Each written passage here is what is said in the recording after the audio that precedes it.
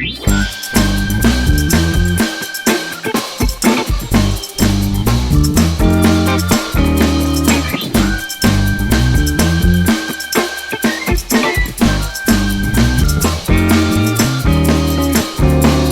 makes me uncomfortable.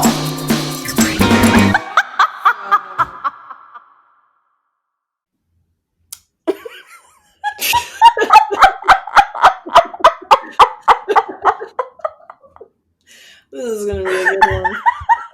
I was watching the countdown and I was like, wait, I'm not ready. Numbers they go too quickly. And then I was just like, wow, how can I talk without making it awkward?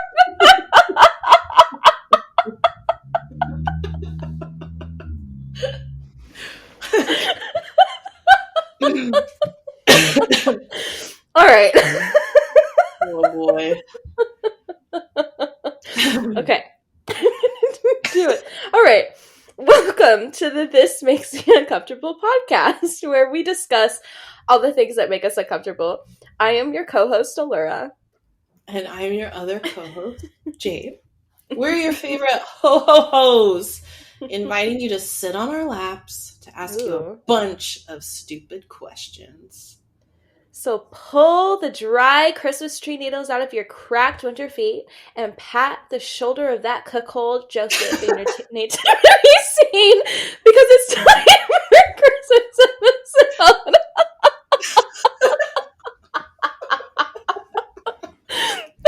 I don't know, something about the image of just being like, oh, Joe.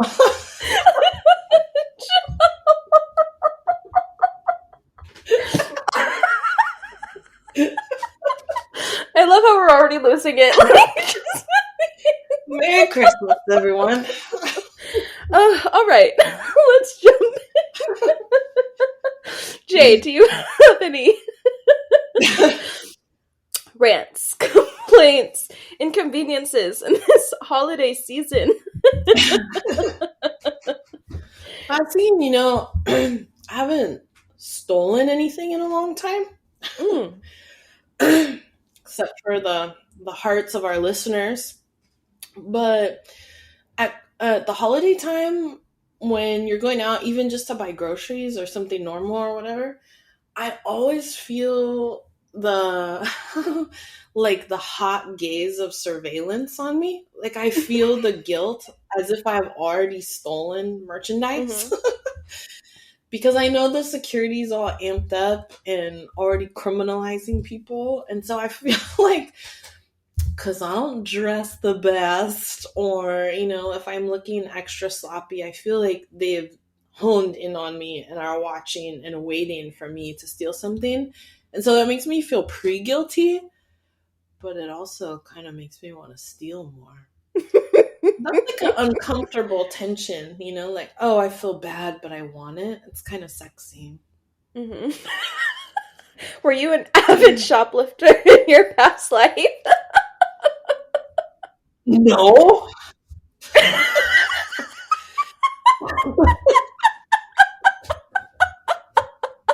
Why would you even say that? Oh, that was good. I've never done anything bad. Right. It's a part of my culture. So, Mm-hmm. What's making you uncomfortable lately? Well, I was telling you earlier, I've been having this battle with my makeshift Christmas tree.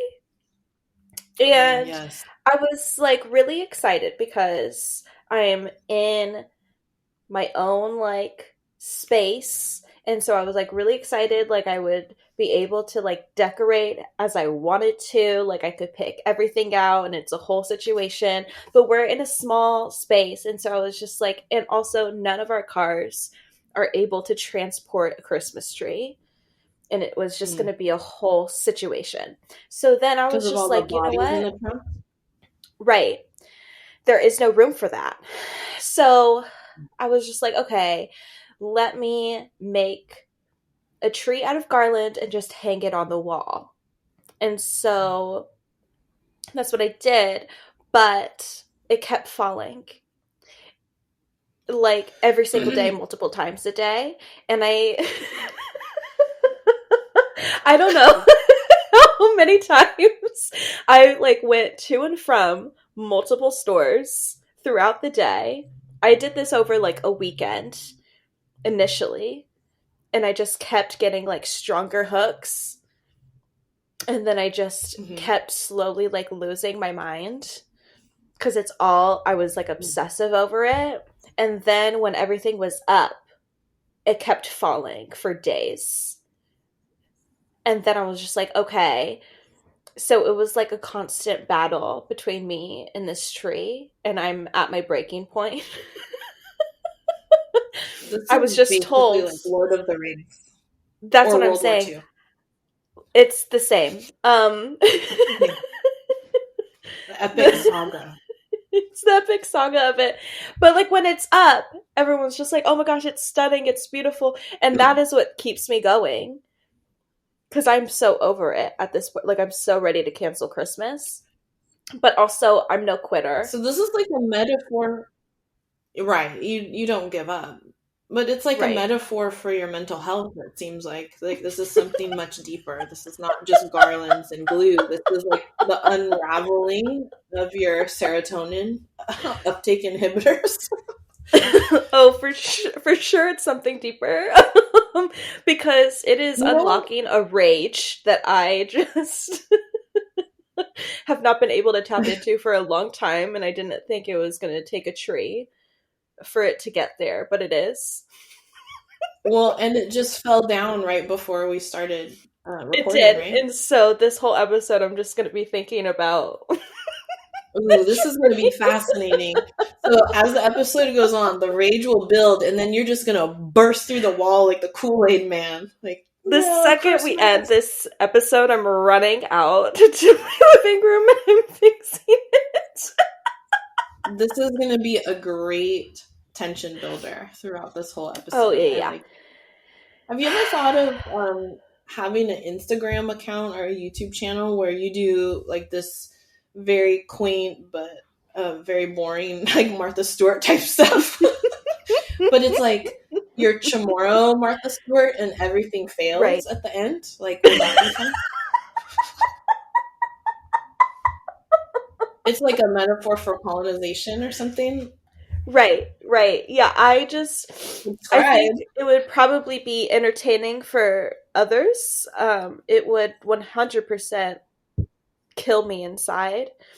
Because, I'm a perfectionist, and I can't stand the thought of something not working properly or something not going my way in terms of the things that I created. So this is really breaking me, and I'm telling this story to my therapist on Wednesday, and we're going to have a full discussion about it. Because I'm like, Mel, you don't understand. It's coming after me. Every time you spell pine or hear a jingle bell, it just triggers you and you start twitching. I'm very much triggered by this stupid ass tree. This is fascinating. Yeah. For a perfectionist, it's very generous and charitable of you to be around me at all, because it just must grate on your nervous system. You're perfect in my eyes. Oh, wow. Very delusional, too. Wow.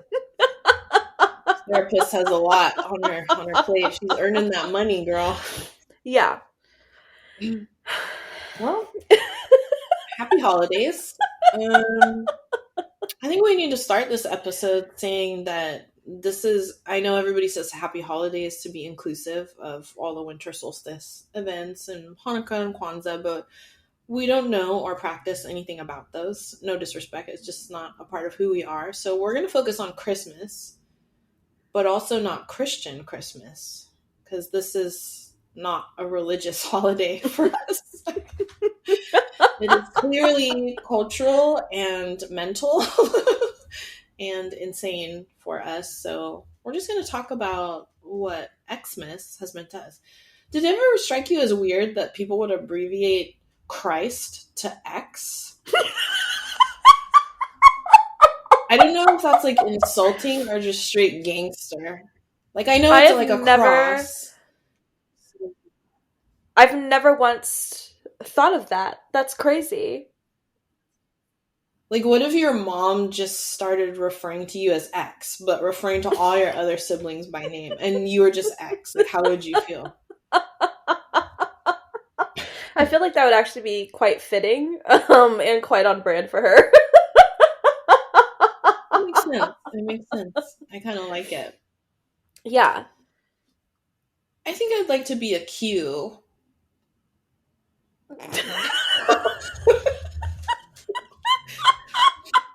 Why a Q specifically? Like you don't know. So let's start out with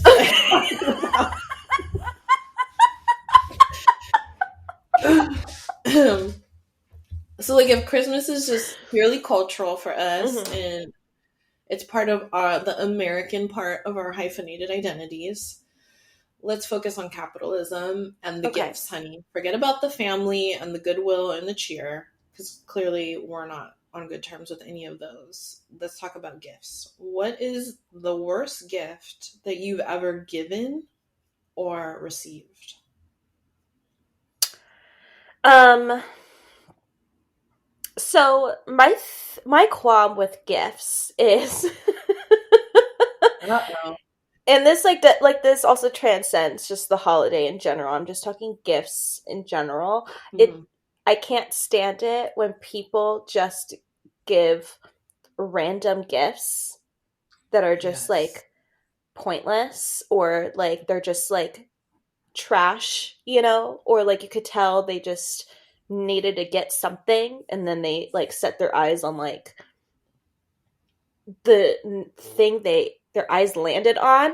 Like that Mhm. just pisses me off because like we're both, I think, good gift givers.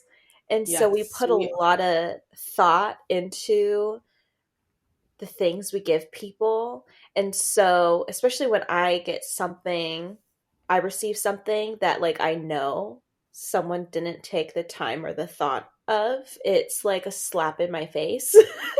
yeah. Because I know how much time I've spent thinking and like brainstorming like Mhm. for other people on like what to get them, and then me not getting the same in return is just like, okay, so you just don't give a shit about me.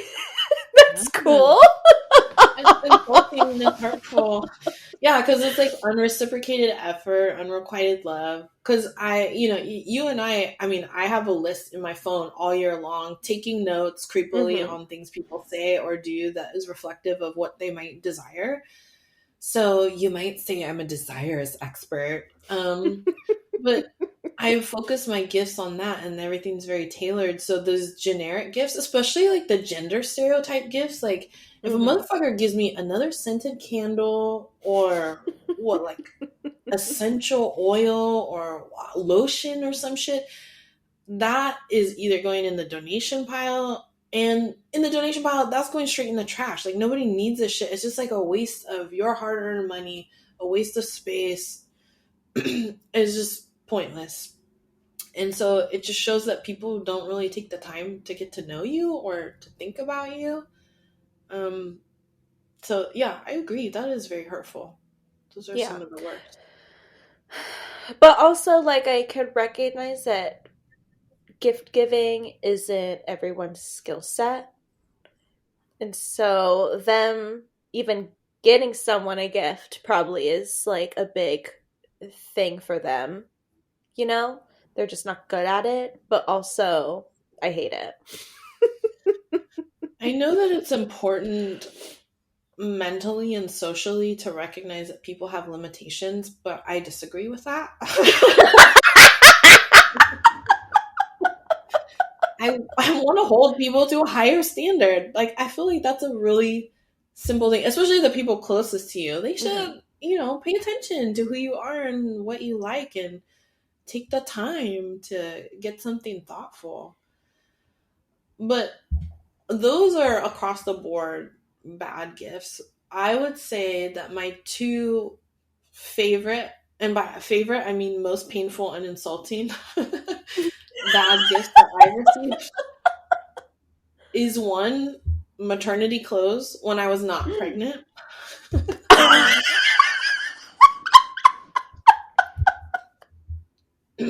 And two, a new shower head. Those were kind of hurtful.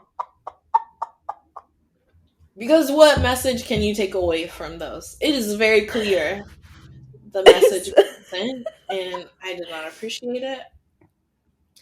I'd rather Those you are do the old truly school terrible cash money. gifts.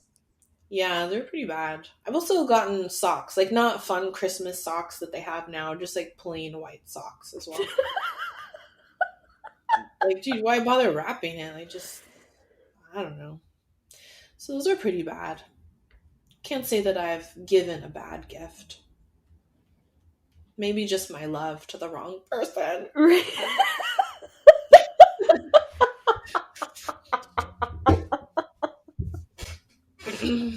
But it is kind of hurtful when you give someone a gift that you know is something they've been talking about or wanting, and then they don't use it. Or they just like don't show the reaction that you thought they were going to show. Yes. They're like, oh, thanks. Cool. I'll put it in this pile of gift cards. Yeah. The rage. I'm feeling is very building. sad right now. I didn't realize this would be so triggering, but I'm really enjoying seeing the anger seethe in your eyes. Oh, there's something So my therapist was like, Allura, there's always going to be like 100% in your like relationships with people. There's no more and there's no less. And if you're constantly doing 90%, the other person can only do 10, like, because that's all that's left. You need to like take a step back and like let them take more on. And I was just like, that's the craziest thing I've ever heard, because I already feel like I'm never doing enough, and that's why I do more. And then also, if I do step back and then they don't step up, am I ready to let that person go? No. I'm not, because I have abandonment issues. I like how when the both of us go into therapy and they say these very insightful things, we're just like, no, wrong, hard pass. I will continue with my trauma response. It makes great gifts for the holidays. Okay, so why do you feel like you need to do 90 of the 100% all the time? Where do you think that comes from? Whoa, she's laughing. No, she's opinion. No, because I just feel like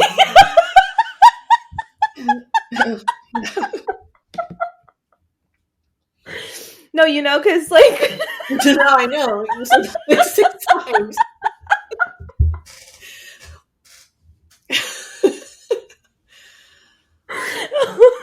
Another 2-hour episode. Oh, I'm trying to gather my thoughts.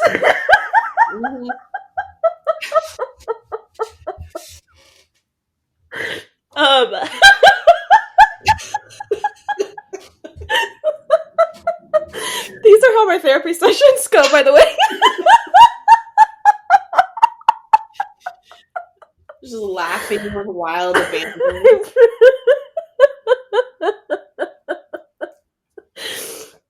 Oh my goodness. Oh my gosh, you made yourself cry. Your therapist must have like a bottle of wine handy right after her. Literally. Woo, that was a ride.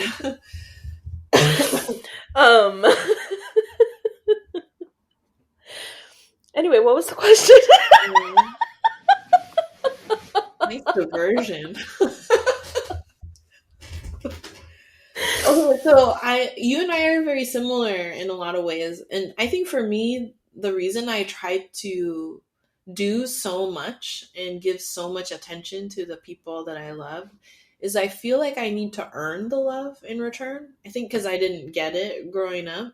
And so I feel like I have to prove myself, like through actions and behaviors. And so it's almost like seeking validation, but also just trying to like rack up enough points to feel like I deserve their love in return, because I don't feel deserving of it. Oh, this got sad.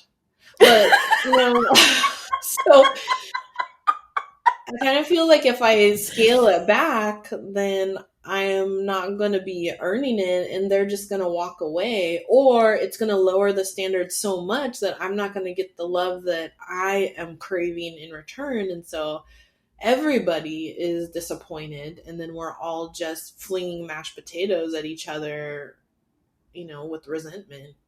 That just sounds kind of fun. Ooh, with gravy, girl. So I don't know. Do you feel the same? Like it's kind of yes, you actually stole the words out of my mouth. That's exactly I love what it taking is. this out of your mouth.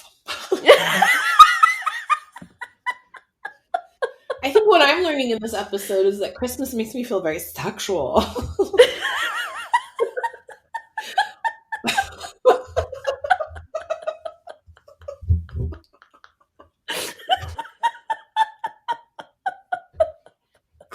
Isn't it fucking weird that we hang socks up and take shit out of socks? Like, that's wild, dude, if you think about it.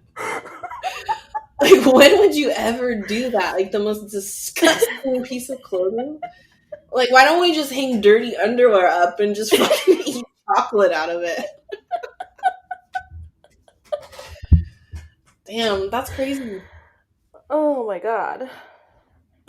Speaking of, like, gross stuff, what makes you most uncomfortable with Christmas traditions? Like food, like gross candies? What's on your no-no list? The naughty list, let's say. Oh, the naughty list. I'm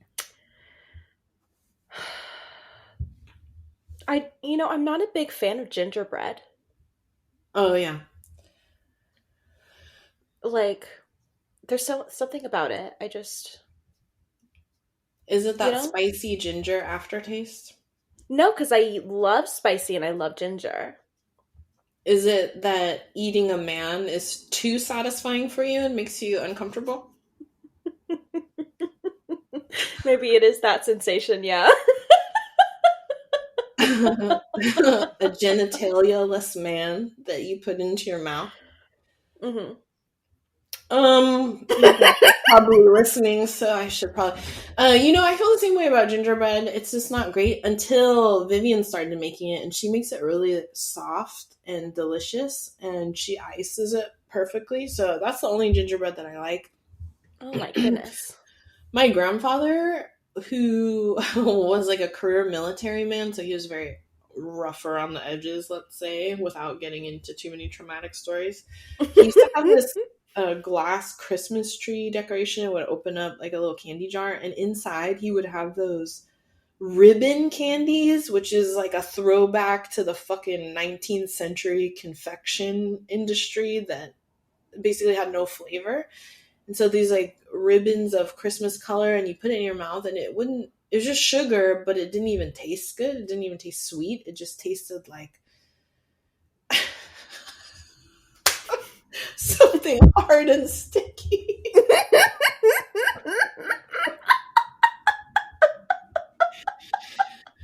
I just remember that as being a very uncomfortable feeling as a child. Like, Christmas candy? Like, this is what it's all about? And why are we supposed to be excited about candy canes, too? You don't like candy canes? No. It's just too... I mean, for the flavor, it's not enough for me to deal with the fact that you're holding it and it's making your fingers...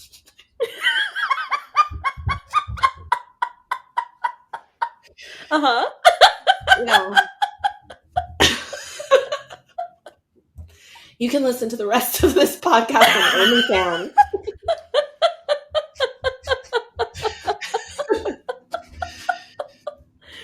I like to crush up candy canes and then put it in vanilla ice cream. Oh, that's good. See, I really like peppermint flavored stuff, like a peppermint mocha, like chocolate, hot chocolate or whatever, or I got at the Sugar Free Bakery because I'm old and dying. They had a peppermint mocha little cake jar that was sugar free, delicious. I really like that, but something about the candy cane. And then I heard the whole story. Is it true that that's like blood body of Christ symbolism? Like that feels kind of weird. I could see that. I kind of like that imagery. Cannibal. Are there any like Christmas traditions that make you really uncomfortable? Things that you kind of dread doing every Christmas or that you didn't like doing as a kid? I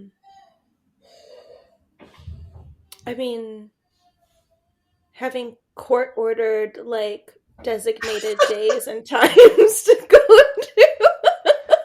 Oh, we went real dark. I like that. to. When a judge has to sign off on Christmas Eve. Yeah, that was like really fun and exciting. I think when I graduated high school and like we were still upholding that like schedule. Like I was like, you guys, it's not court ordered anymore. Like you guys can do whatever you want. Yeah, I'm literally an adult now, and I choose not to do any of this. Yeah, I think that's the only thing that really made me uncomfortable. And then also like keeping what I got from each parent like separate is to not make it weird. Yeah, when the parents get bitter and resentful and it becomes like a competition. Oh yeah. Yeah. So that was not fun for me either. Lots of secrets. Which is why we're probably trauma dumpers now. We don't want to keep secrets anymore. it's exhausting too. It is really exhausting. And trying to keep track of what you told this person and then trying to fake and lie that, oh yeah, I love you equally and all that bullshit. Mm-hmm. Hey, did you ever believe in Santa growing up? I think I did for a bit, and then I don't really remember when I stopped. Probably when I was like 6 or 7. Was there a moment you discovered it, or do you remember how you stopped believing? No, I don't. It was all a blur. I also don't really remember a lot of my childhood. So it was like, at one point I was like, oh yeah, this is it. And then the next I was just like, okay, I see the truth and you lied to me. That's cool. So all of the lies just got blacked out in your memory? Yeah. I remember coming to terms with the fact that Santa was not real in kind of a murder detective kind of way. Ooh. Because I started analyzing the handwriting of the note that Santa would leave in return for the cookies I put out. And my dad does computer A's in his handwriting, and it's very tight and anal retentive, the spaces between the letters. And so, when I was about 5 or 6 and recognized that, oh, that's the same handwriting that my dad uses to write the child support checks. I was like, I don't think Santa is writing my child support checks. Whoa, wait a minute. Wow. Yeah, so I'm a handwriting analyst, whatever that word is that they call those. That would be kind of a cool job. It's obsolete now, but that'd be kind of fun. Were there any holiday traditions that made you uncomfortable? Just like being with people. Totally. And being happy and trying to pretend that we all like being around each other. I think I really longed for everybody to be together, kind of to mimic the things that you see in Christmas time movies. And just the general social consensus that, oh yeah, we come together and we sing these fucking songs and hold hands and sip hot cocoa together or whatever. So I really longed for that. And I remember one time going with like my grandparents and all the aunties and uncles on my mom's side, of course. I mean, I'm not talking about bringing my mom's and dad's side together because that's crazy. Just spontaneous combustion. But it was like all my mom's family was together for once when I was about 9, and we all went to eat dim sum together, or for the fork users in the audience, dim sum. And so we're all around this table, and the lazy Susan's going around, and everybody's like eating and talking. And I felt miserable because it was all these people with all these bad blood between them. And it just felt very tense, and I wasn't sure how to navigate it. And I just felt overwhelmed by big crowds of people anyway. And when all my family's together, that's like a group of people being very loud. And my aunt leans over to me and she goes, are you okay? Doesn't this make you happy? Like, isn't this what you wanted? And I said, no. So yeah, I would say that was very uncomfortable growing up, and like all the fighting and stuff at Christmas time. But it is better now that I kind of get to define my own family and get-togethers and do my own traditions. So that's better. I see now why people like the holiday and enjoy Christmas, and when you can make it what you want. But when you're a kid and there's things that are not so comfortable, it's hard. This is not really a Christmas episode. It's more just like trauma with a holiday twist. So I know that you're thinking about that garland and how it's laying on the floor right now. And I I was thinking of the Christmas tree because we have a big one. Do you get a real one, or do you have like the reusable one? What's your vibe with the tree?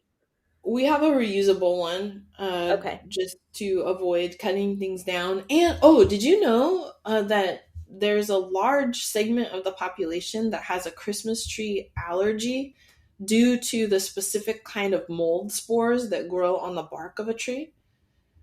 So if you find yourself at Christmas time feeling dizzy or nauseated or just lightheaded, that might be a mold spore allergy. And it's like 7 or 8% of the population, they think, has it, which is a pretty big number of people when you think about America. But my father-in-law had it, and so we got rid of all the real trees. And that's helped a lot.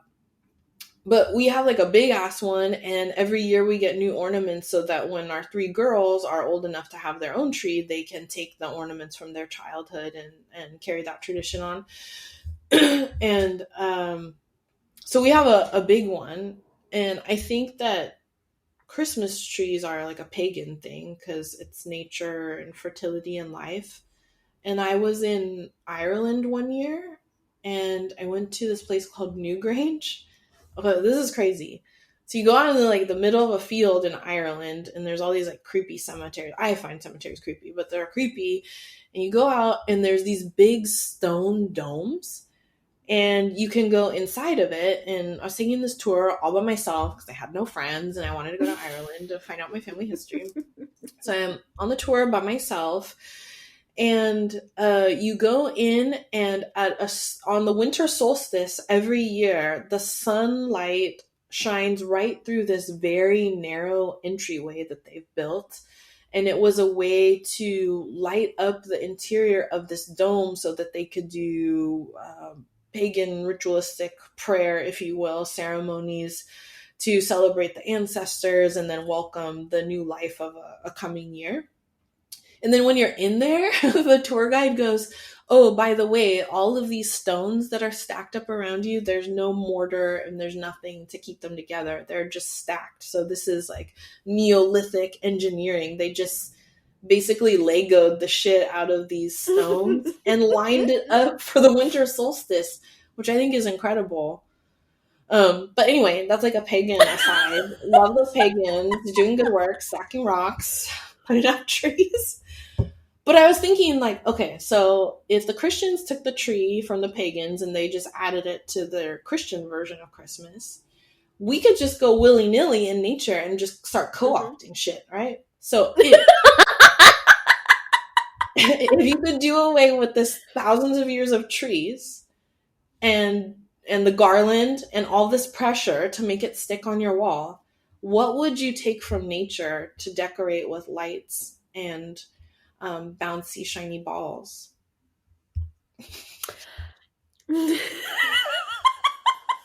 What? It's a serious question. I know it is. And I kind of have two answers. One to satisfy both sides of my personality. One, Okay. I would do kind of like a Blair Witch type thing. So just a bunch of like, just a bunch of like twigs and branches. Oh my god! And then someone's like holding them in the corner, facing the wall. You know, just Love it. or I would just take a bunch of like wildflowers, you know, Uh-huh. just put them in. Are they bound with hair or what? Do you sprinkle fingernails on them? Totally, you know. So Yeah. I feel like twigs and wildflowers. So there's like a creepy and a pretty side to it. Yeah, I like it. That's very natural. I was thinking of those, you know, those huge corpse flowers that grow in the Amazon? Like I think it's called like the Titan arum, the ones that are like taller than people, and it looks like a penis jutting out of a diseased vagina, and it Mhm. smells like rotting beef. Wouldn't Okay. that be lovely to decorate? Like, take something I think so. ugly, yeah, and make it beautiful. Or maybe like oh my god, wouldn't it be cool if you could take like a manatee or something, like just a huge ugly animal, and just have it sitting in a rocking chair in your house, and then you decorate it with little lights. Or like you put makeup on the manatee and it's just like and it's just groaning all of the pain of the holidays away, but you've decorated it so it looks pretty on the outside. Right. Those are great ideas. Thank you.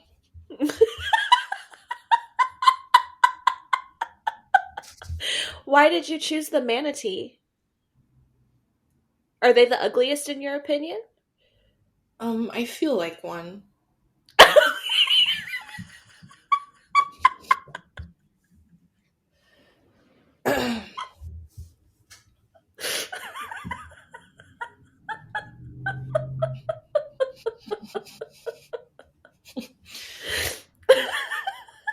Do you listen to Christmas music?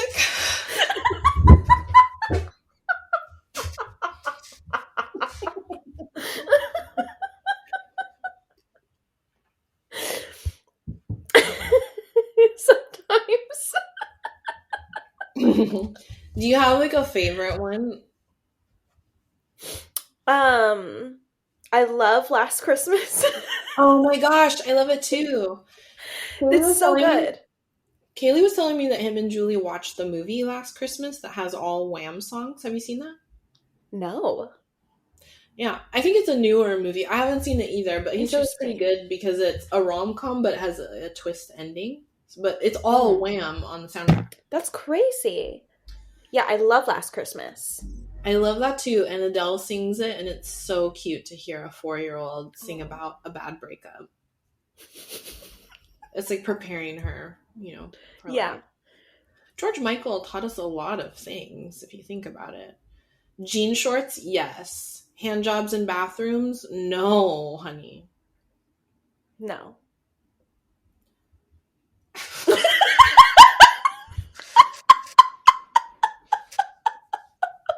How do you feel about the Mariah song? What is it called? All I Want for Christmas? Yeah. Mm-hmm. I love a Mariah moment. Is it my go-to? No. Is it too, like, poppy? Yeah. I like the sad Christmas songs or, like, the slower ones. Or, like, I love a Michael Bublé Christmas album. Really? Yeah. Wow, you know? that's surprising. I don't like the stereotypical, like, very crazy Christmas. I love ones like you can get away with still listening to, like, at the beginning of the year, like, until, like, Hmm. it's not winter anymore, you know? Yeah, so something a little more mellow and mild. Michael Bublé sounds very old timey too. That fits you, I guess. Did Yes, you because I'm an know old person. you really are? You're basically a cadaver with a beautiful face. Did you know that Mariah Carey was trying to copyright the term Queen of Christmas for herself? Interesting. No. Based off that one song. And I know she makes a shit ton of money, like millions of dollars Oh, every for year. sure. Every year. But the Queen of Christmas? Like, what else about your brand is Christmassy besides that song? I thought that was extremely arrogant. I don't know why I'm surprised by that because that's very Mariah Carey, but that just seems a little encroaching. For sure. Would you have a baby with Nick Cannon? Because I'm sure he'd be willing. You could have baby number 64 or whatever it is. Right. No, that's gonna be a hard pass on that one. I'm curious. It's hard for me to juggle 3 children at Christmas time. I just wonder how he does it with all, I don't know, it's like He 12. has to forget some of them. Right, Like, yeah. you know, like there's got to be some that are just not memorable to him at all, which is so sad. But like, you know, he definitely has favorites. But maybe they'll grow up with great senses of humor like us for being neglected. I mean, totally. Yeah. Did I you thought you watch would The laugh. Fall of the House of Usher? No, too scary. Oh, okay. Because it was like I, basically the guy has like a bunch of kids and then they all came and found him like when they were adults and then they were like set up for life obviously because he's like worth billions of dollars. So like it I feel like that oh. could be a setup for them, you know? Was it good? Oh, it was so good. I still think about it to this day. Oh, okay. I know Mike said he really liked it too. I like Edgar Allan Poe, so one one time I got in trouble for for saying that most English classes teach the works of literature by old dead white men, and an Hmm. old white man got very mad about that, Right. as if it's not a fact, and complained about me and tried to get me fired. Isn't that fun? But I was thinking of this because I told him, I was like, I really love Edgar Allan Poe. I've always loved Edgar Allan Poe since I was a kid, and I always teach him in American literature like every year. So I was like, I'm cool with that. But it's like a fact. How could you get Yeah. mad? I don't understand. But anyway, I'll have to watch it because I'm sure there's going to be a movie someday about Nick Cannon's kids and how they dealt with the fact that they were one of an ongoing, growing number of children. Yeah, I had this one class in college. It was like sustainability and action. And there was this one like guest speaker guy that was basically saying women are the reason for like climate or like climate change because we are the ones that bear children. And we're just like, what about all the guys that just inseminate multiple women like daily to have children that contribute to overpopulation and not the women that can only carry like one uterus at a, or one baby at a time for 10 months. I can't believe he blamed women for It was a whole chapter in a book. It was a whole section. And he was speaking on it. And so, like, we were all just like, I'm sorry, say that again? What? And he's like missing the whole point of how the history of obstetrics and gynecology is super patriarchal and misogynistic and does not educate women about their bodies. And that's why we have so many whole countries of women having to bear children that they didn't plan for because they don't know about their bodies because no one's teaching them. And knowledge is, there's all these barriers up to knowledge, there's all these barriers up to healthcare. Even in our country, we have this slew of teen pregnancies because we promote ignorance among women rather than knowledge and empowerment. So that guy is just another misogynist in a long line of misogynists. That is crazy bones to hear. Mm-hmm. It's always like not surprising, but always disappointing when you hear shit like that. Like, of course, there's someone out there saying that and blaming women for the problems of the world. But yeah, my favorite Christmas song is Fruitcake. Have you heard that song? I've never heard that song, no. Hold on to your panties, Allura. Here it comes. This is how we Google stuff. Ooh. Oh, should I share my screen, maybe?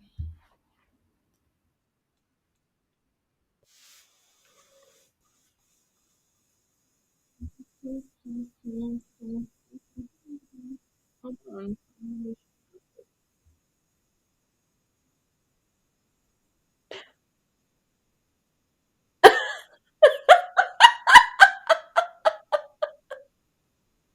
We want to fruitcake. How happy she is. Good one. Ooh, yes, shirtless.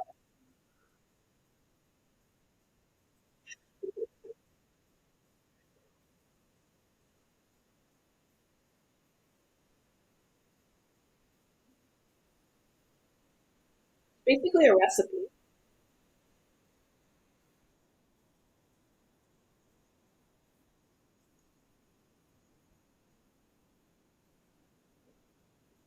With the neighbor is fruitcake.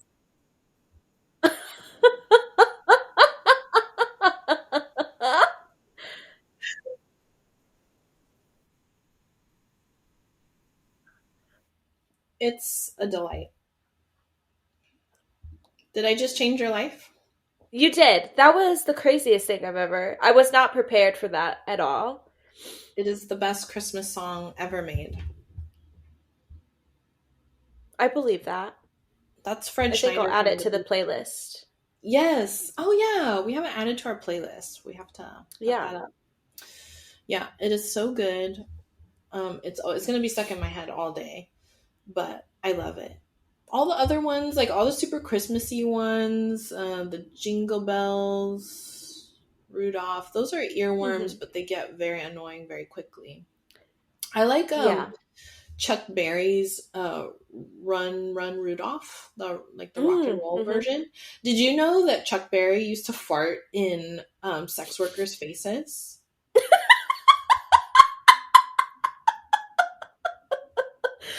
I did not know that fact.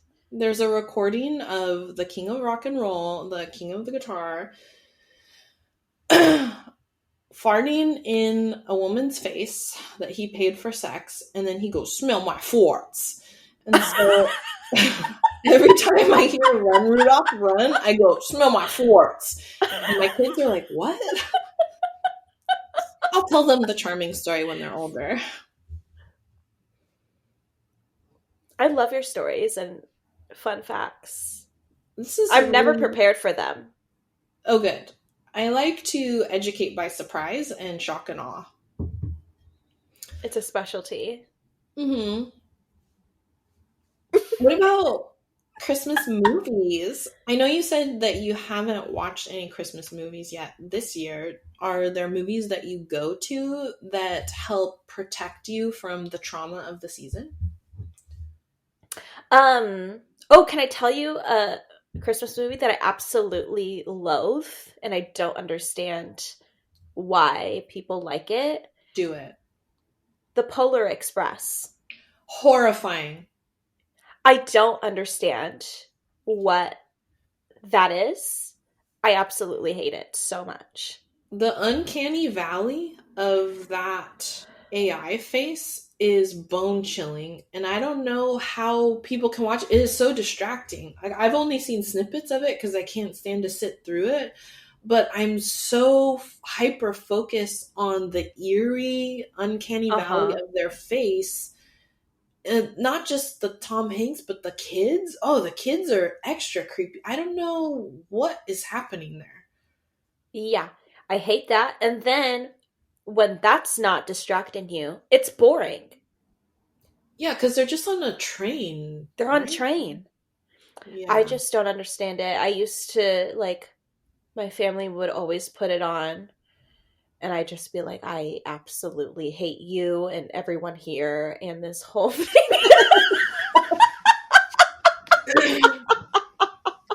It's always funny too because Tom Hanks is such a national treasure, so it's fun to hate stuff that he's in just because we're just very counterculture.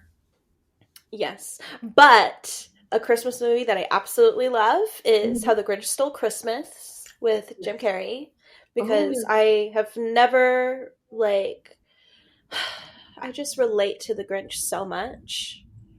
yeah. I always say, like, I can't cancel on me again. And then it's just like self loathing and dinner with myself and all Hmm. that stuff. I just love it. Yeah, and you're even more isolated than the Grinch because you don't like animals, so you wouldn't even have No, Max the dog. I wouldn't. That's true Grinchmas right there. I like the original short cartoon because that's what I grew up with, but there's a animated version from about 10 years ago or so that's also really good.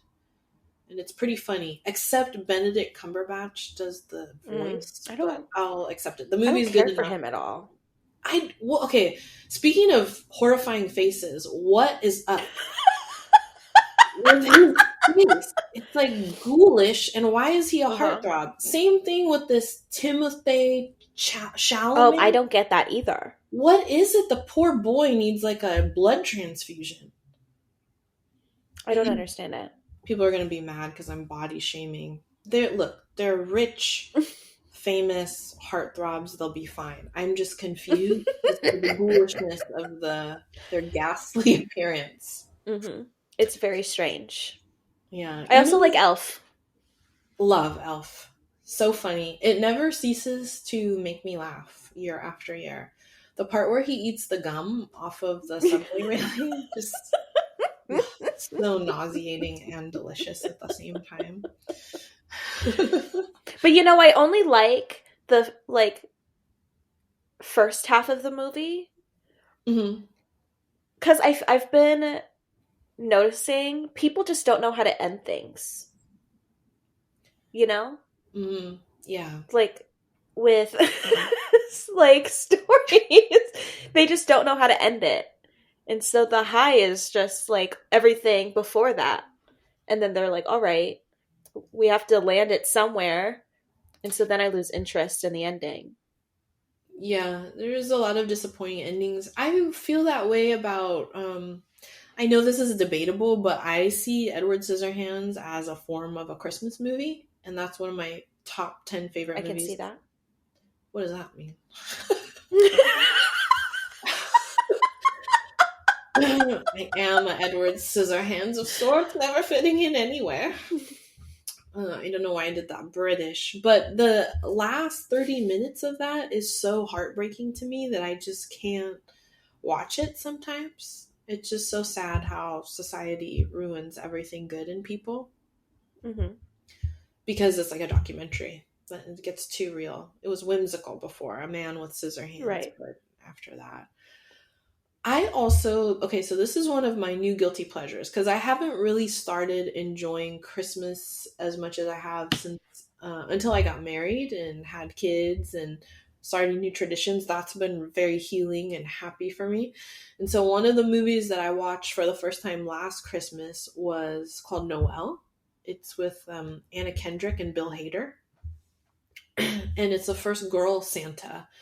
And she gives this speech about how there's so much destruction and death and depression in the world, but if we could come together at Christmas time and give to someone else and see the happiness on their face knowing that someone cares about them, it's a speech that always makes me cry. And I'm not a crier, so if something can make me feel human emotions and make my Grinch heart grow 3 times.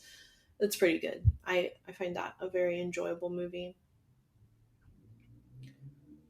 I also like A Christmas Story, except for the Chinese restaurant at the end. I've never watched A Christmas Story. Allura. I just don't care for holiday movies, really, besides like the big ones. I can't believe that the Hallmark Channel and Lifetime just plays all these shitty Christmas movies for months at the end of the year. Who watches that? It's so hard to get into Christmas movies. Maybe we're just abnormal. Well, that's it. Well, okay, so speaking of how bad things are and how awful the world is, it's so Vivian asked me the other day, she was putting things together and she's been asking questions about Jesus, and she goes, she asked the question like, was Jesus real and who was Jesus? And so we talked to her about who the real guy was and what some people believe based on this book that they wrote about him. Mm-hmm. And she goes, okay, wait, but why do we have a holiday for one person's birthday? And then so we tried to talk about like where and how and why he was born and what that means to some people, that this is a story that some people believe in, and there's lots of stories that people believe in, and they're basically all toward the same idea. But I was thinking, with Christmas approaching and Jesus's birthplace and how awful things are right there right now, and that we see the worst parts of humanity on display in Jesus's birthplace, and what a bummer that must be for our sweet baby Jesus. Seeing his hometown sweet baby Jesus is crazy. Sweet baby Jesus would not be pleased with genocidal acts happening in his hometown, because, like, come on, what's he gonna do for his birthday? Like, you're literally... We need, like, God in the Old Testament. That's the kind of energy that we need now. Yeah, we need some justice, and we need some not indiscriminate killing of babies and racism and colonization and all that stuff. But I was thinking, poor sweet baby Jesus, he like can't even go home for his birthday because he would get blown up by settler colonialism. So you're a great party planner, Allura. We know that you can throw a birthday party, a baby shower, you can decorate for the holidays, you do all this fun stuff. What kind of party would you throw for SBJ?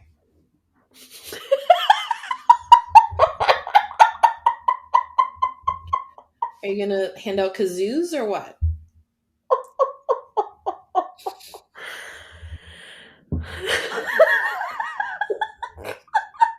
SBJ.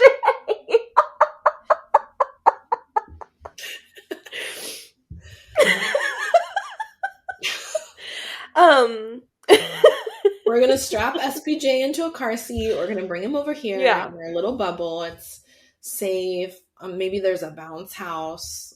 Like, right. What are you doing? What kind of food are you going to serve this poor kid?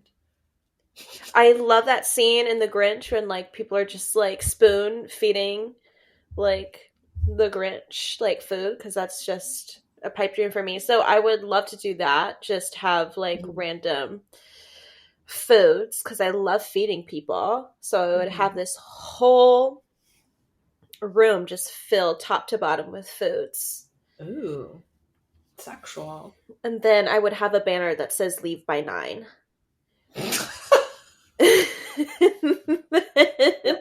Perfumes. I would either make it a pajama party or a ugly Christmas like party. I asked Steph because she's having Christmas Eve at her house, and I was like, "What's the attire? What's the vibe?" She was like, I don't really have one." I was like, "Oh, so I can show up in like my PJs?" And she was like, "No, Allura." And I was like, "Oh, so you do have something in mind? Interesting. Just come out with it, so I don't have to do this whole dance and make you upset."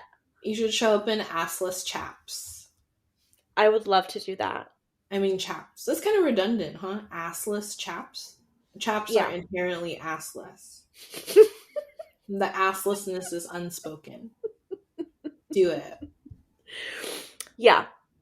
And then, oh, I once made this ugly Christmas sweater that had like I hot glued the actual like Christmas lights all over, and so I had to plug myself in to the wall. Isn't that dangerous? Couldn't you light on Probably, but I fire? thought it was the coolest thing ever. Hmm. I would love to make that a comeback as well. Hmm. That sounds fun. You could light Jesus up with Christmas lights. Yep. Do you think Jesus would approve of all the stuff that we do, like lights and all of this stuff? Jingle bells. Mistletoe seems a little racy. Very racy. Just a little salacious. No, I think SBJ would not approve, but this is where we're at now. Yeah. So I'm just gonna put all of the things, all the stereotypical things out Mm-hmm. as a mockery, but also like, wow, this is it. This is society today. Ooh. I think you'd like it. I think I would like to have like a drag show for SBJ. Jeezy Bobeezy. I think he would enjoy that. Yeah. It's just like a celebration of life and creativity and brings together people who don't feel like they have a place, which I've heard is what Jesus was supposed to be all about. Mm-hmm. Yeah. And I think he'd be really into finger foods.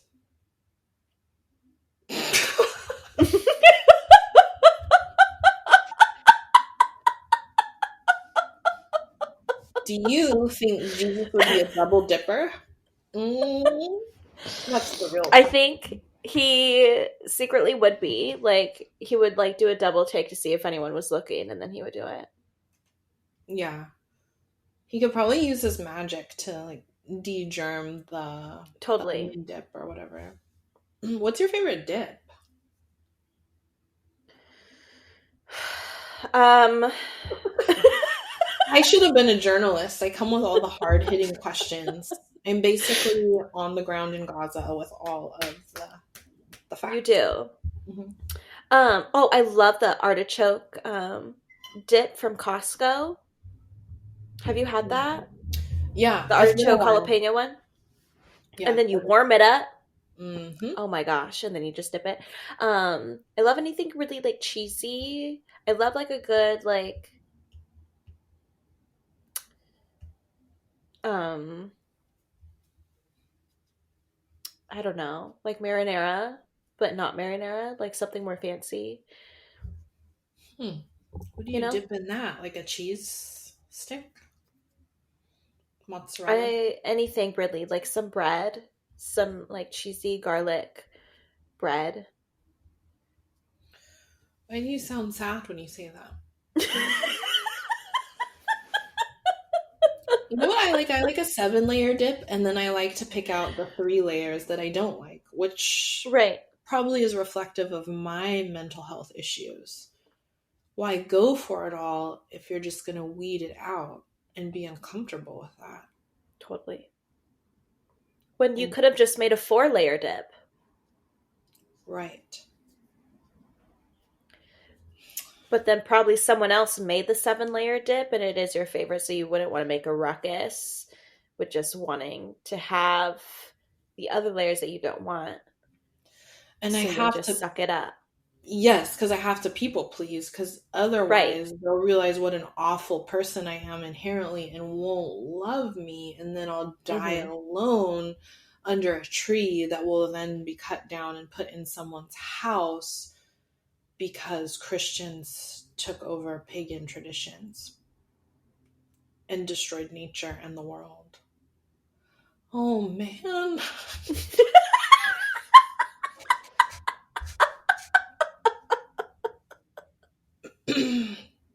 If I have to go to another party where they do like fun straws and sticks to mark your glass, I might scream. If you ever get married, would you have a bachelorette party with dick straws? And do you think sweet baby Jesus would drink from a dick straw? Controversial. Very controversial. I would say maybe it wouldn't be my idea. It would probably be someone else that planned it, even though It'll be me. it'll be me. And then they'll probably sneak it in there, and I'll just be like, oh, whatever, Ooh. it's fine. Also, I do think he would drink from the straw. Because he wasn't about hate, he was about love. Exactly. Do you know one of the things I love about you? What is it? Is that when I ask ridiculous questions, I can see in your face that you're really thinking about how to answer it. Like, you just go with it, and I appreciate that. Well, I want to give you like an answer that like you know that I'm thinking about it. You know, like I don't want to give you some willy-nilly answer. I really want to take my time and think about what I truly would do in that situation. I appreciate it. Our traumas fit together well. It's like a nice little puzzle of chaos. And so I texted you recently and I told you that lately I've been trying to be friendlier with people, and I try to make jokes, a little, social lubricant, if you will. And it's nothing Right. like a dick straw. I don't go up to like the PTA and I'm like, "Ooh, you drink out of a dick straw?" Of course, that's for real. But I'm just, trying to make casual suburban jokes, and they're Right. looking at me like, "What are you saying? Like, why would you say that?" And so then I just feel bad and embarrassed, and I shut down. And then they think I'm an asshole because I'm not conversing, but I don't know what they want me to say. Like, how am I supposed to? People just aren't funny, I guess. They aren't. They're wrong. They are. I told you, they just aren't worthy. Yeah, I think you're right. I think I need to do a full Mariah on this. I'm the queen. Everybody else is wrong. Mm-hmm. Literally. If you could Secret Santa anybody in the world, let's do living or dead. Who would it be? What would you get them? And why? Okay.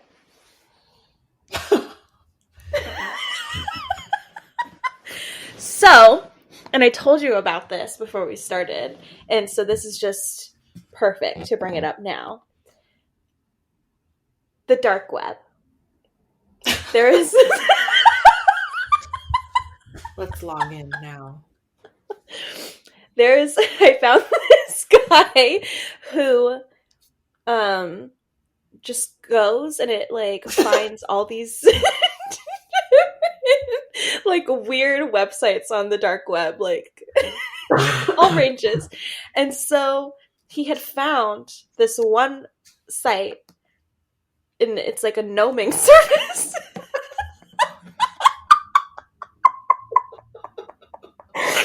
And there's different packages, okay? And so this guy, he ordered one, like a gnoming service on himself just to see what would happen. And they broke into the house like in the middle of the night to gnome his house. And so the next morning he like has like come to just a shit ton of gnomes just everywhere.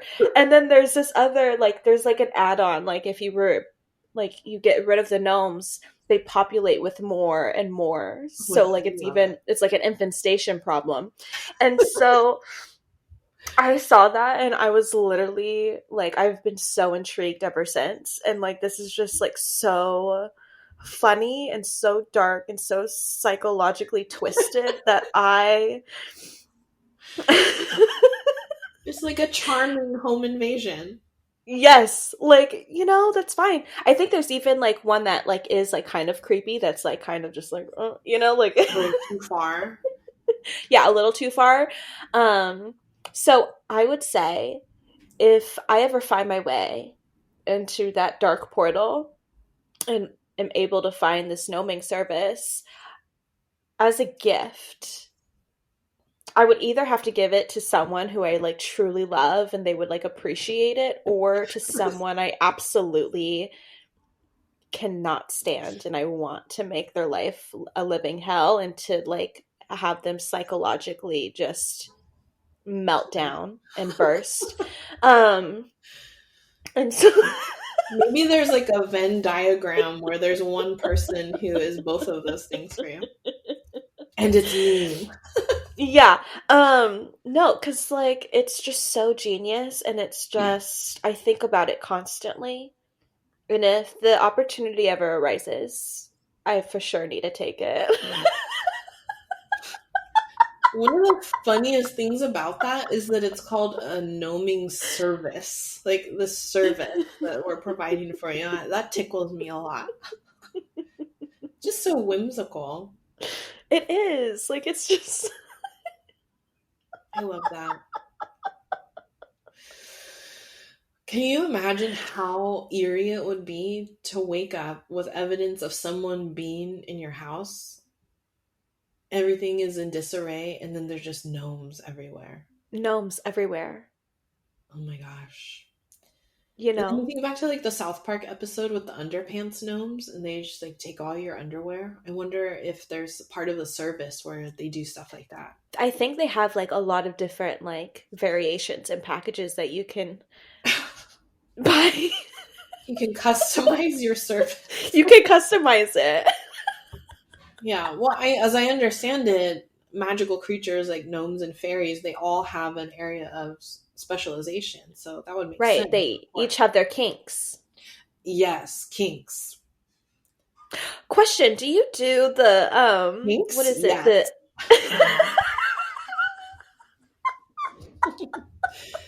Do I do what? Do you- It's a weird segue.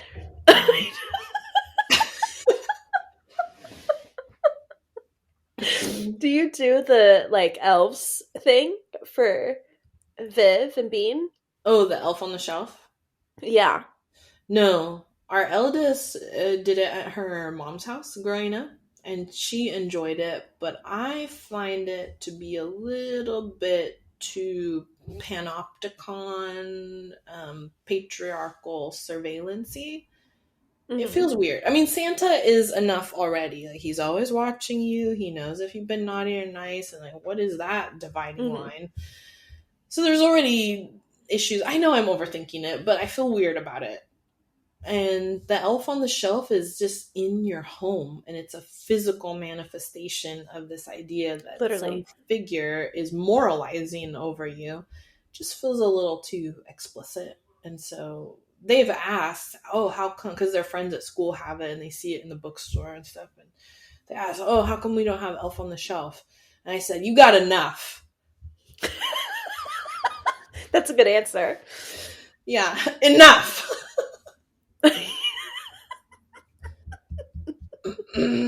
Yeah, so yeah, we don't do that. We'll do we have advent calendars and things like that. I do like scavenger hunts in the advent calendar. It's from Santa. So yeah, that's fun. They always rhyme. The clues always rhyme. How quaint. I love that. I'm breaking intergenerational cycles of trauma. I love that. Yeah, I was just because I had no idea what it was until like I saw it like on a video or something like a couple years ago, and I was just like, oh, that would be like fun to like torture your kids on, like if they are actually naughty. Yeah, Like that's like a really good thing. But I then think that's like a it's lot of effort. It is a lot of effort. It's a little triggering too to know that a doll is moving around the house at night, or something only comes to life when you're unconscious. Mm-hmm. There's a power dynamic at play here that is a little invasive, but I would be willing to do it for you. And given that we live 100 miles apart, you would see how much effort I'm investing into this elf on the shelf. And it would probably leave you things that were very unsettling. Is there anything you look forward to at Christmas? Like any guilty pleasures, things you're ashamed to admit that you enjoy about Christmas? Let's get vulnerable. Well, I'm actually very excited for this Christmas because it's the first one, like, I actually have a place and I can actually make my own plans. And so I'm at that stage where I'm like, oh, I can make my own, like, traditions. Like, I'm still going to both of my family's houses those days, but like on Christmas Day I'm planning to like leave early and then like make a dinner at home and just Oh, nice. have, just a nice relaxing like Christmas Day event, but just like the people who I'm close to and who are living here with me and all that stuff. So that's what I'm excited, is just creating new traditions Yeah, as on your I'm own getting terms. older. Yeah. That's good. I like that for you. So what's on the menu for your Christmas dinner? Okay, so I just went to Costco Mhm. yesterday and I found this huge like tri-tip, like already marinated, like already seasoned, so I'm excited. And then I make the best mashed potatoes. It's actually cauliflower mashed potatoes with like a Ooh, you little bit of trippy mashed minx. I know. And it's so good. I put some pepper jack cheese, I put some California cheddar. Ooh, I love I pepper put jack. Yes, I put so much seasoning in there. And then I love like either a roasted like Brussels sprouts or broccoli situation. Um, Pass. I'm gonna drink mimosas the whole day, and no one can tell Fun. me different. Mhm. That's a And then I healthy. got the there's like the chocolate like peppermint cookie or like loaf mix from Trader Joe's. Oh, panties coming off, honey. So good. So I think I'm gonna make the cookie version. So I'm excited about that. That all sounds delicious, and but the only flavor that I can taste is the salt of my tears that I'm not invited to this. Well, you could be, but I know you're busy. But it sounds lovely, and I'm glad you're making a dinner for on your own terms for you to like start a new tradition for yourself. I love that. Thanks. What are you looking forward to? I going back to how we're good gift givers. I love to see my gift ideas that I've been curating all year long through eavesdropping and eerie observation come to fruition when the kids especially open their gifts. I just love to see the look on their faces, knowing that someone is paying attention to who they are and what they're interested in and giving them things to do. I find that the older that I get, the more anti capitalist I become. And so I've really been trying, obviously, with everything going on in Palestine, I've been very vigilant about the boycotting of stuff um, to do that kind of economic protest.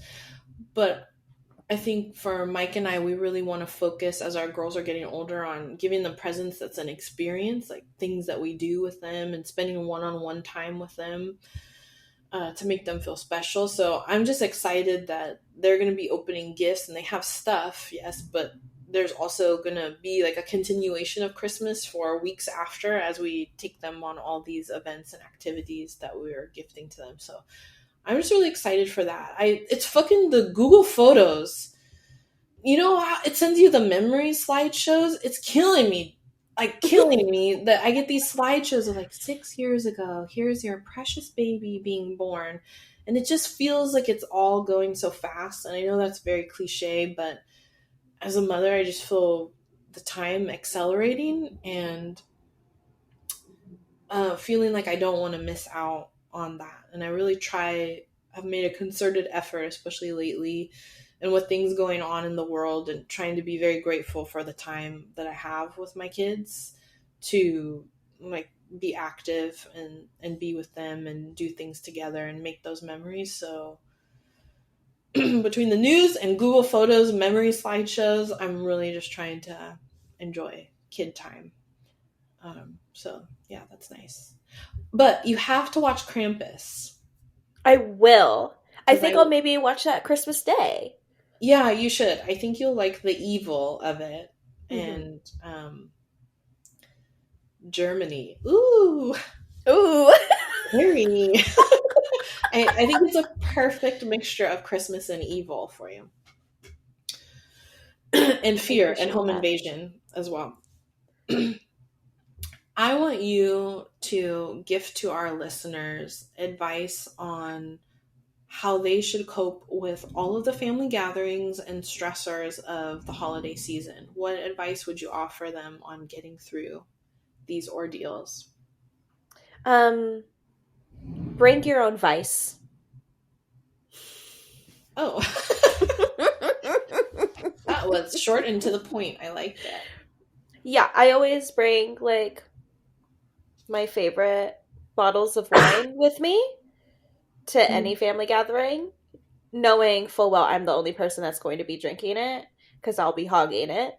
But yeah, it makes the time go quicker. Everything's a little bit funnier. Yeah. You know, I am not supposed to drink because of health issues, but on Thanksgiving, I drank a bottle of wine, and boy, did that help. Yeah, it does.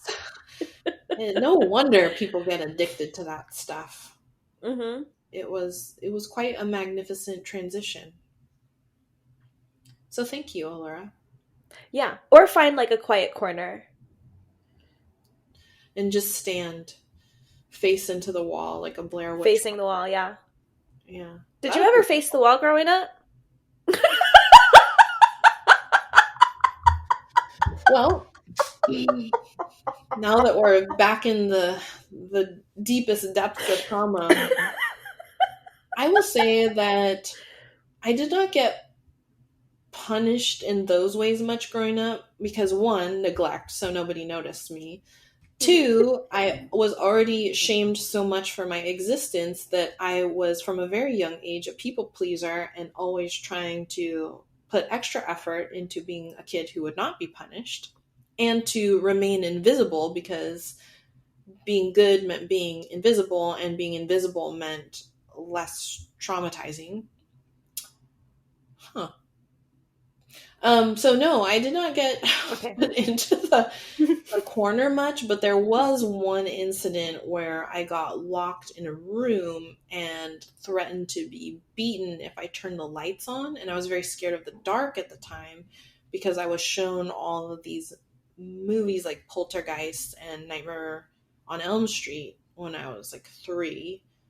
And I had recurring nightmares about it. So being locked in the dark made all of those figures feel very real, and that was very scary. What was your punishment?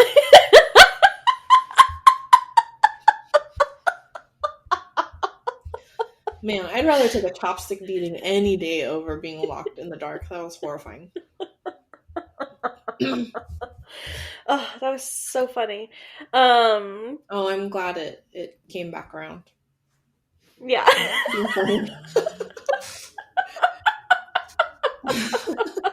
It was so off topic, but I felt the impulse to ask the question. No, it's all part of Christmas, really. Yeah, I faced a couple of walls. I got my mouth like washed with soap sometimes. Ooh, do you remember what you said to earn that? No, I don't. You know, I think it was only like once or twice. That's a huge plot point in A Christmas Story. So I don't know if that encourages you to watch it or not, but how bad was it? Did it taste soapy for the rest of the day, or? Yeah, it was pretty terrible. I remember the aftermath of it. It wasn't very pleasant. Was it Irish Spring? Because, whew, that scent lingers. It was Irish Spring, and that's why I hate Irish Spring. Oh, also, because my dad used to always use it, so that's what he smells like. Really? That's a surprising choice for your dad. Just an onion. Just peel those layers back. Always a surprise.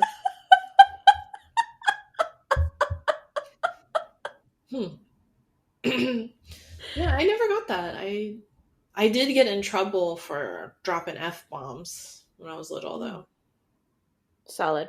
But what are you gonna do, if you hear it every day? What? Yeah. We're just The mimics. math is mathin' on that one. Yeah, we're just viceroy butterflies mimicking our environment. Nature knowledge. Boom. Look it up. Google. I would say in holiday environments, when you're around people who trigger you or are reminiscent of traumas, or if holidays are just stressful because there's so much shit going on, tell a joke. Talk about SBJ. Do a little Hitler humor. It will. It's like a social ripcord, as my husband said. It just pulls it, and people walk away. So yeah, be the candle that keeps the flies from coming. Citronella? I don't know. Bad metaphor, but you get it. That was a good one. Thank you for lying to me. Well, any other parting words for Christmas season? Jingle, jingle. Why is one of the reindeers named Vixen? Huh? Cool. What's up with that shit? Objectifying of female bodies much, Santa?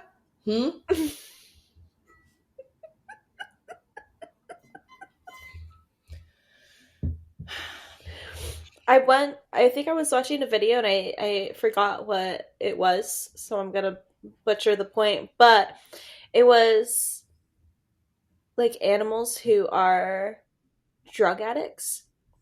And one of them was like reindeer.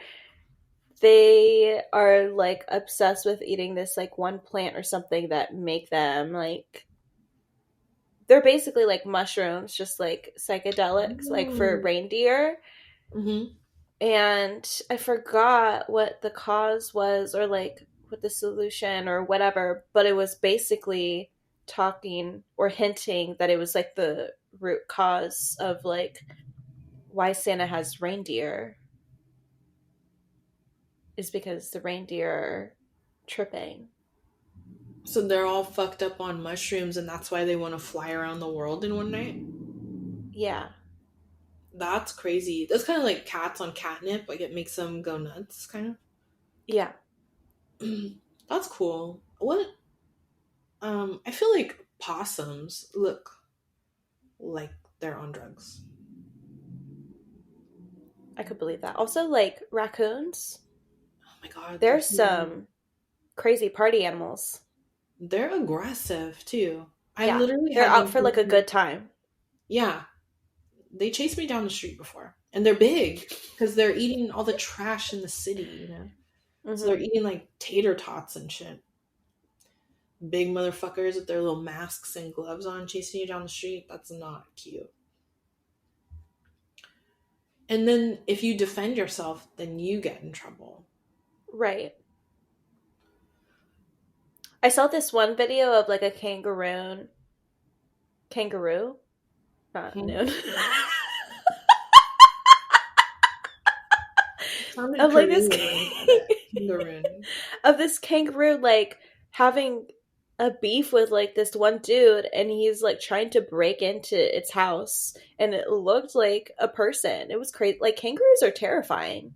Yeah, when they start boxing and stuff, or they'll kick your chest and like break your sternum. Literally, it's crazy. I very much enjoy stories like that because it's humbling for humans. We need to be reminded we're not the top of the food chain. That we're not the most important animal on Earth. We're just one of many.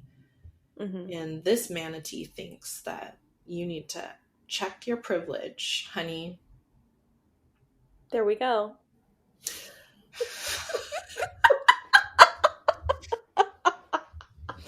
Merry Christmas, everyone. Happy holidays. Indeed. That's like our last episode of the year. Oh my god, next time we meet, it's going to be Year of the Dragon. Rar. Rar. That's so. What year are we in? What animal is it? It's the rabbit. Yeah, or No. the cat if you are culturally specific to me, your co-host. So Cat and rabbit. Yeah, the dragon will surely be another terrible year. This year was awful for me. Sorry, cats.